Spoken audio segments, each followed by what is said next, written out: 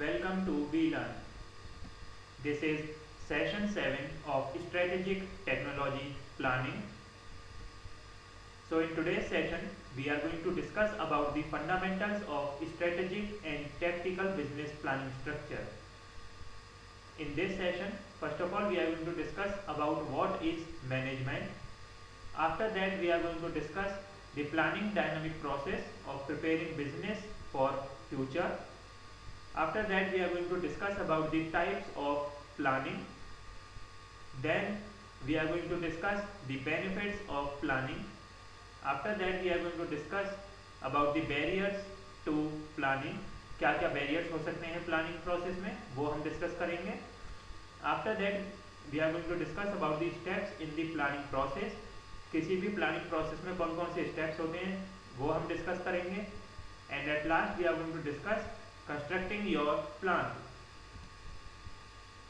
So first of all, let us discuss about what is management. सबसे पहले हमें ये पता होना चाहिए कि management क्या होता है. So basically management is a planning process. Management क्या है? एक प्लानिंग प्रोसेस होती है, ऑर्गेनाइजिंग इसमें होता है, स्टाफिंग होती है, डायरेक्टिंग एंड कंट्रोलिंग. तो मैनेजमेंट क्या है? एक कलेक्शन ऑफ ऑपरेशंस होता है. इसको अगर हम डिफाइन करें तो कह सकते हैं कि management is the art of doing things through the efforts of other people. Management एक ऐसी आर्ट है जिसके थ्रू हम किसी भी वर्क को करते हैं, बट वो जो वर्क किया जाता है वो दूसरे पर्सन्स, दूसरे पीपल्स के एफर्ट के हेल्प से किया जाता है. So functions of management include planning, organizing, staffing, directing and controlling the ongoing operations of the business. Function जो डिफरेंट फंक्शंस हैं मैनेजमेंट के वो यहाँ पर शो किए गए हैं. लाइक जो मेन फंक्शंस हैं किसी भी मैनेजमेंट प्रोसेस के या मैनेजमेंट के वो होते हैं प्लानिंग करना, ऑर्गेनाइजिंग करना, staffing, directing and controlling. Planning का मतलब होता है बेसिकली कि ये थिंकिंग प्रोसेस है. यहाँ पर हम फ्यूचर से रिलेटेड एक्शंस, प्लान्स को डिसाइड करते हैं, प्लान करते हैं. Then comes the organising. Organising में हम प्रॉपर वे में ऑर्गेनाइज करते हैं अपनी एक्टिविटीज़ को कि हमें किस वे में कैरी आउट करना है सारे ऑपरेशंस को या सारे टास्क्स को. After that we have staffing. Staffing means that कोई भी जो हमारा स्टाफ है उसका रिक्रूटमेंट करना है या फायरिंग है, फायरिंग प्रोसेस या ट्रेनिंग प्रोसेस, ये सारे आता है हमारा स्टाफिंग पार्ट में. Similarly then comes the directing. Directing means providing guidelines, leading them like leadership. All this things comes under directing phase. And after that at last we have controlling. Controlling एक ऐसा phase है जिसमें control किया जाता है operations को, check out किया जाता है और सारे जो ऑपरेशंस परफॉर्म हो रहे हैं किसी भी ऑर्गेनाइजेशन में, जो एक्टिविटीज परफॉर्म की जा रही हैं किसी भी ऑर्गेनाइजेशन में. Now historically firm managers have devoted most of their time to the labour task, that is staffing. Mainly जो मैनेजर्स थे, मैनेजर्स की अगर बात की जाए तो उनका जो मेन टाइम था, जो मोस्ट टाइम यूटिलाइजेशन होता था वो स्टाफिंग प्रोसेस में होता था. So organisational and control functions were performed on the fly as issues arose that required attention. यहाँ पर डिफरेंट इश्यूज हो सकते हैं, कंट्रोल फंक्शंस हो सकते हैं जिन पर की काफ़ी अटेंशन की रिक्वायरमेंट होती है. Now the next thing here is the planning function has been relegated to bits and pieces, often done in response to a crisis or when evaluating a significant change in the operation. अब यहाँ पर जो भी planning function है उसे relegate किया जाता है to different bits and pieces and इसको कैरी आउट किया जाता है related to the crisis operations. So bear in mind however that management is goal directed activity. सबसे पहले हमें ये ध्यान रखना होता है कि जो मैनेजमेंट प्रोसेस है वो एक गोल डायरेक्टेड एक्टिविटी होता है. दैट मीन्स यहाँ पर जो मेन ऑब्जेक्टिव होता है वो हमारा गोल को अचीव करना होता है, गोल ओरिएंटेड होता है. So results are what counts in the long run. यहाँ पर जो मेन फोकस होता है वो ये होता है कि हम रिजल्ट्स अचीव कर सकें, रिजल्ट्स को अटेन किया जा सके for the future basis. Now the next thing here is planning provides a road map for the other functions of management. जो प्लानिंग है वो एक रोड मैप प्रोवाइड करती है हमें डिफरेंट फंक्शंस को परफॉर्म करने के लिए किसी भी मैनेजमेंट प्रोसेस में. Making it in some regards the most important role. यहाँ पर जो सबसे इम्पॉर्टेंट रोल होता है वही हमारा प्लानिंग प्रोसेस होता है। दैट मीन्स कोई भी टास्क अगर हम स्टार्ट करते हैं तो वो प्लानिंग फेज से ही स्टार्ट करते हैं। सो जो फर्स्ट फेज होता है वो सबसे इम्पॉर्टेंट फेज होता है, क्रिटिकल फेज होता है। After that as a general rule, no matter how urgent the labor tasks become, planning and controlling functions are more important in the long run। अगर हम एक जनरल रूल की बात करें तो इससे हमें कोई फर्क नहीं पड़ता कि कोई भी जो लेबर टास्क है वो कितना अर्जेंट है। यहाँ पर जो सबसे इम्पोर्टेंट टास्क होता है, सबसे मेन इम्पोर्टेंट एलिमेंट होता है वो होता है प्लानिंग और कंट्रोलिंग फंक्शंस।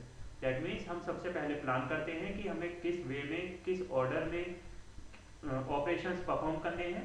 आफ्टर दैट सब जब सारे ऑपरेशंस परफॉर्म हो जाते हैं तो हम वहाँ पर कंट्रोलिंग ऑप्शंस यूज करते हैं। दैट मीन्स कंट्रोल्स के थ्रू हम ये चेक करते हैं कि कोई भी जो ऑपरेशन है, एक्टिविटी है, वो प्रॉपर वे में कैरी आउट की जा रही है या नहीं। So in fact adequate planning often allows the other functions to flow more smoothly, reducing the total management time needed to run the farm. अगर अब यहाँ पर बात की जाए एडिकेट प्लानिंग की, तो एडिकेट प्लानिंग हमें अलाउ करती है कि हम फंक्शंस को स्मूथ वे में कैरी आउट कर सकें, रिड्यूस कर सकें टोटल मैनेजमेंट टाइम को, जो कि जरूरत पड़ती है किसी भी फॉर्म को, ऑर्गेनाइजेशन को रन करने के लिए। Now let us discuss the next topic here, that is planning dynamic process of preparing business for future. That means यहाँ पर जो हमारी प्रोसेस होती है, जो प्लानिंग प्रोसेस है, वो डायनामिक होनी चाहिए।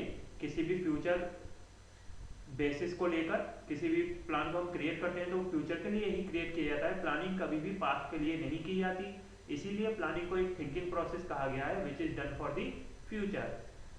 सो here are some steps. First one is identify goals. सबसे पहले किसी भी काम को कंप्लीट करने के लिए सबसे पहले हमें ये आइडेंटिफाई करना होता है कि हमारा ऑब्जेक्टिव क्या है, हमारा मोटिव क्या है, हम क्या करना चाहते हैं, क्या अचीव करना चाहते हैं। After that we have inventory resources. That means inventory resources का मतलब है कि हमें किन किन रिसोर्सेज के साथ वर्क करना है, किन किन रिसोर्सेज की रिक्वायरमेंट है या फ्यूचर में किन किन चीज़ों की हमें ज़रूरत पड़ सकती है, वो सारे हम शो करते हैं इन्वेंट्री रिसोर्सेज में। Then comes the analyze business performance. Analyze business performance means जो भी बिजनेस कैरी आउट हो रहा है, जो भी ऑपरेशन परफॉर्म हो रहे हैं, आउटपुट रिसीव हो रहा है, अचीव कर रहे हैं हम, उसकी परफॉर्मेंस को चेक किया जाता है कि whether the output is proper और not, whether the operations are getting on in this right manner और नॉट। सो ये सब हमें चेक करना होता है कि सारी एक्टिविटीज प्रॉपर वे में कैरी आउट हो रही हैं या नहीं। After that we assesses the environment and the potential. उसके बाद हम एनवायरनमेंट को असेस करते हैं और पोटेंशियल को चेक करते हैं कि कितनी एबिलिटी है किसी भी टास्क को परफॉर्म करने की। After that we decide on the actions. That means सारे ऑपरेशंस को डिसाइड करने के बाद हम ये सोचते हैं कि अब हमें क्या क्या टास्क परफॉर्म करने हैं, कौन कौन सी एक्टिविटीज कैरी आउट करनी है किसी भी टास्क को परफॉर्म करने के लिए, ऑब्जेक्टिव को अचीव करने के लिए। After that we are going to have the implement strategies phase। so implement strategies में हम सबसे पहले जो भी हमने strategies डिसाइड की होती हैं उनको implement किया जाता है। after that we have the next phase that is evaluate the plan। उसके बाद जब सारे टास्क हम परफॉर्म कर लेते हैं उसको इवेल्युएट किया जाता है प्लान को कि वो वर्क कर रहा है या नहीं। अगर वो वर्क नहीं करता है तो दूसरा प्लान फिर उसके ऑल्टरनेटिव के तौर पर यूज किया जाता है।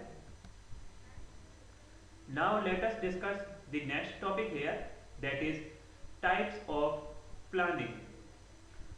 सो बेसिकली अब अगर हम यहाँ पर टाइप्स ऑफ प्लानिंग की बात करें तो प्लानिंग भी डिफरेंट हो सकती है, ऑपरेशनल से रिलेटेड, इकोनॉमी से रिलेटेड, डिफरेंट जो हम टास्क परफॉर्म कर रहे हैं ये सब इन्हीं के बेसिस पर डिपेंड करती है planning.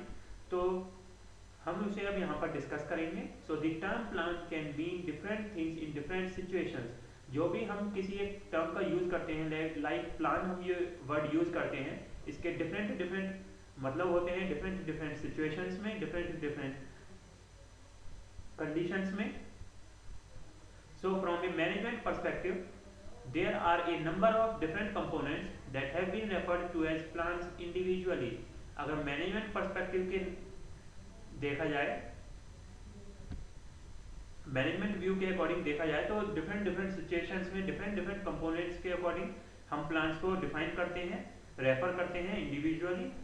So operational plans typically outline how to achieve very specific and very short run goals and objectives.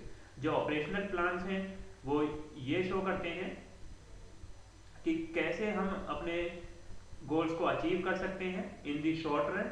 Short run में हम कैसे अचीव कर सकते हैं अपने गोल्स को या ऑब्जेक्टिव्स को, वो ये शो करते हैं हमारे plans. Then after that we have the operational plans are very tactical in nature. जो भी ऑपरेशनल प्लान्स होते हैं वो टेक्टिकल होते हैं नेचर में. दैट मीन्स टेक्निक्स की वहां पर रिक्वायरमेंट होती है, एक प्रॉपर वे में हमें कैरी आउट करने होते हैं plans. This means that they describe how specific goals will be achieved through day-to-day operations. ये शो करता है कि कितने स्पेसिफिक गोल्स को हम अचीव कर सकते हैं अपने डे टू डे ऑपरेशंस से. So financial plans assist in evaluating current financial position. जो यहाँ पर फाइनेंशियल प्लान्स होते हैं वो हमें असिस्ट करते हैं हमारी करंट फाइनेंशियल पोजीशन को इवेल्युएट करने में, and the potential for future financial performance. जो फ्यूचर है किसी भी फाइनेंशियल परफॉर्मेंस का उसको भी जज किया जा सकता है. Now the next point here is marketing plans assist in evaluating where your business is positioned in the market place and the formalised risk management strategy. जो मार्केट प्लान्स होते हैं वो हमें असिस्ट करते हैं, हेल्प करते हैं ये चेक करने में कि अभी हमारे किसी भी मार्केट प्लेस की या बिजनेस की क्या पोजीशन है. देन जो भी रिस्क इन्वॉल्व होता है या रिस्क स्ट्रेटेजीज हैं, रिस्क मैनेजमेंट स्ट्रेटेजीज हैं, उनको यहाँ पर फॉर्मलाइज किया जाता है using marketing plans. Now the next thing here is financial and marketing plans can certainly have a tactical component, however they also can be strategic in nature.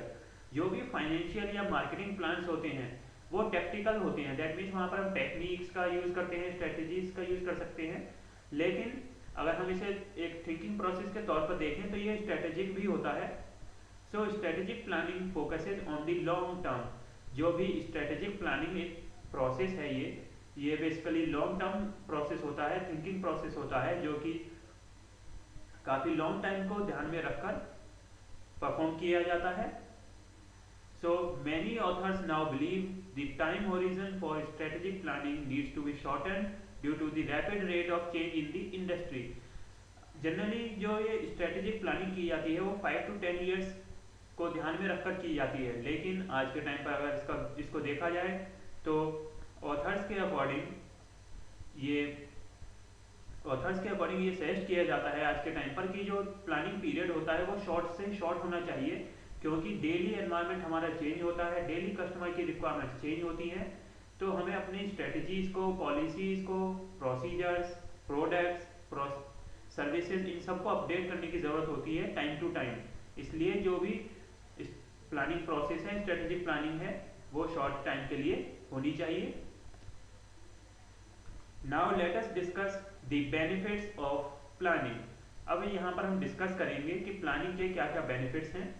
So a formal plan, specially if it is written, can facilitate much needed communication and help maintain focus, leading to a better understanding of the relationship between the business and the family.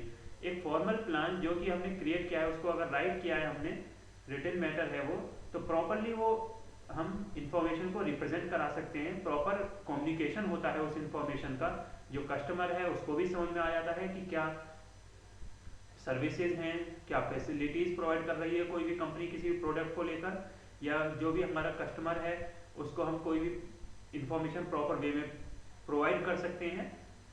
So this helps to clarify the roles that family members, partners and employees play in the operation. कोई भी जो planning process है उसके through हम roles भी decide कर सकते हैं.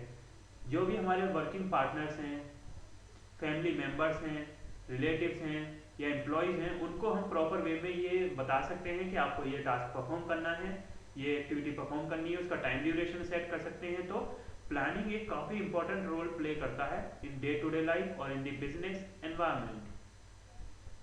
Similarly, business roles that any particular individual might fill include production, marketing, financial and legal management और labor. अब यहाँ पर जो रोल्स हो सकते हैं डिफरेंट डिफरेंट इंडिविजुअल्स के, वो डिफरेंट डिफरेंट हो सकते हैं. लाइक प्रोडक्शन से रिलेटेड ऑपरेशन हो सकते हैं, मार्केटिंग हो सकता है, फाइनेंशियल एंड लीगल मैनेजमेंट हो सकता है, या लेबर हो सकता है. Similarly, family roles can include a combination of home maintenance, parenting, leisure and social community interaction and service. Similarly, अगर हम फैमिली से रिलेटेड रोल्स की बात करें तो फैमिली से रिलेटेड जो रोल्स हैं वो हो सकता है home maintenance, that means home को मेंटेन करना, घर को संवारना. Then parenting, that means parents का जो प्रोसेस है to deal with their children, to deal with other family members. Then comes the leisure time, that means family के साथ कैसे लेजर टाइम मेंटेन किया जाए, कैरी आउट किया जाए, एंटरटेनमेंट एक्टिविटीज परफॉर्म की जाए. So all these are the benefits of planning. Similarly for resource suppliers, formal business plans help to communicate your image, your past performance track record and your projections for the future. Similarly अगर बात की जाए suppliers के basis पर, तो जो हमारा business plan है, प्लानिंग प्रोसेस है, वो हमारी इमेज को शो करता है हमारे सप्लायर्स के लिए. हमारे जो कस्टमर्स हैं उनको हमारी इमेज शो करता है. सो ये हमारे पास्ट रिकॉर्ड को भी शो करता है कि पास्ट में हमने क्या क्या अचीव किया है, हमने क्या क्या ऑपरेशंस परफॉर्म किए, क्या क्या हमारे टास्क थे, हमने कौन कौन से गोल अचीव किए, कौन कौन से हमारे कस्टमर्स हैं, ये सब शो करता है हमारा प्लानिंग प्रोसेस, हमारा ट्रैक रिकॉर्ड. सिमिलरली जो भी हमारी रिपोर्ट होती है, जो प्लानिंग प्रोसेस होती है, वो हमारे प्रोजेक्शंस को भी शो करती है. दैट मीन्स हम फ्यूचर में क्या ऑपरेशंस परफॉर्म करना चाहते हैं, क्या हमारा प्लान होगा. Now the next thing is documentation serves as evidence of your ability to manage, plan and communicate.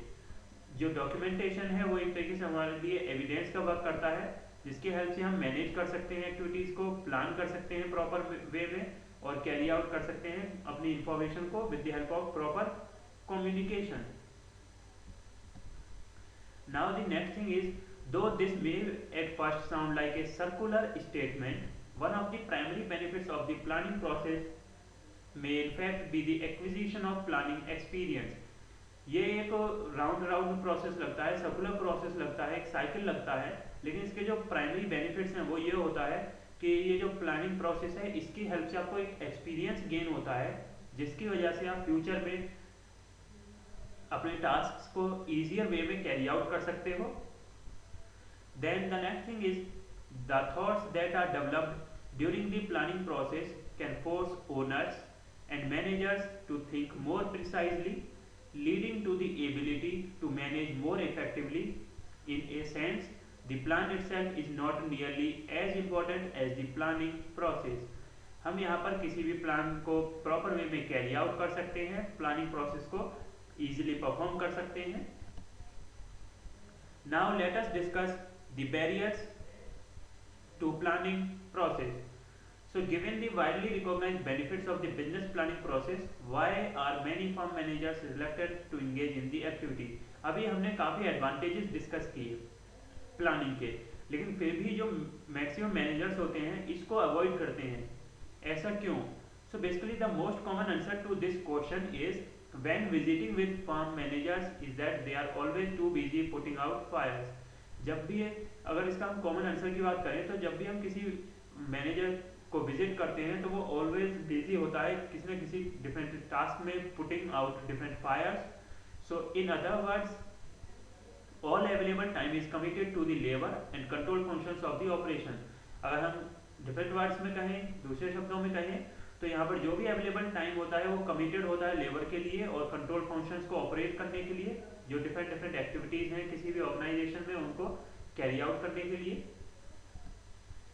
So over time managers will place an increased emphasis on planning functions and will discover ways to relocate time or delegate tasks to free up time for planning and strategic thinking. अब यहाँ पर over time managers की अगर हम बात करें तो उन्होंने इस पर इम्फेसाइज किया, फोकस किया, प्लानिंग फंक्शंस को कैरी आउट किया। यहाँ पर न्यू वेज डिस्कवर किए गए, रिलोकेट किया गया टाइम को, टास्क को डेलीगेट किया गया। दैट मीन्स यहाँ पर जब हम डेलीगेट करते हैं, रिलोकेट करते हैं टाइम को, तो ये काफ़ी एक थिंकिंग प्रोसेस होता है, स्ट्रेटेजिक थिंकिंग की रिक्वायरमेंट होती है। इसीलिए ये एक तरीके से बैरियर का वर्क करता है हमारे किसी भी प्लानिंग प्रोसेस में। Similarly the second most common response to the earlier question is that farm managers are unsure how to start the process। अभी हमने डिस्कस किया कि बहुत से मैनेजर्स इस प्रोसेस को अवॉइड करते हैं। उसका सेकंड रीजन ये है कि कुछ मैनेजर्स को ये समझ में नहीं आता कि किसी भी प्रोसेस को कैसे स्टार्ट किया जाए। So they have never seen a formal business plan and do not know how to develop one. उन्होंने कभी भी कोई फॉर्मल बिजनेस प्लान नहीं देखा होता है, कभी एक्सपीरियंस नहीं होता है उन्हें इस चीज़ का, इसलिए उन्हें ये पता नहीं होता कि ये कैसे स्टार्ट होगा। So a primary objective of this is to address this barrier. यहाँ पर ये जो मेन ऑब्जेक्टिव है इस पॉइंट का, इस सेशन का, this is just to show what is planning and what are the barriers in planning process. Now related to the planning further, the next topic is steps in the planning process. किसी भी planning process में कौन कौन से steps होते हैं उन्हें हम यहाँ पर डिस्कस करेंगे अब। So once one has thought about where they want the business to go and the resources currently available to work with, the next step in the planning process is to identify, select and test alternatives. सबसे पहला step होता है कि किसी भी task को start करने से पहले हमें ये डिसाइड करना होता है कि हम क्या परफॉर्म करना चाहते हैं, हमारे पास कौन कौन से रिसोर्सेज अवेलेबल हैं और कौन कौन से हमें टास्क परफॉर्म करने पड़ सकते हैं। इन सारे प्रोसेसेस को, इनिशियल स्टेप्स को कैरी आउट करने के बाद हम चेक करते हैं कि हमें क्या क्या परफॉर्म करना है, उन ऑपरेशंस को सिलेक्ट करते हैं और देन उसके जो ऑल्टरनेटिव्स हैं, उस टास्क को परफॉर्म करने के जो अदर वेज हैं उनको टेस्ट करते हैं।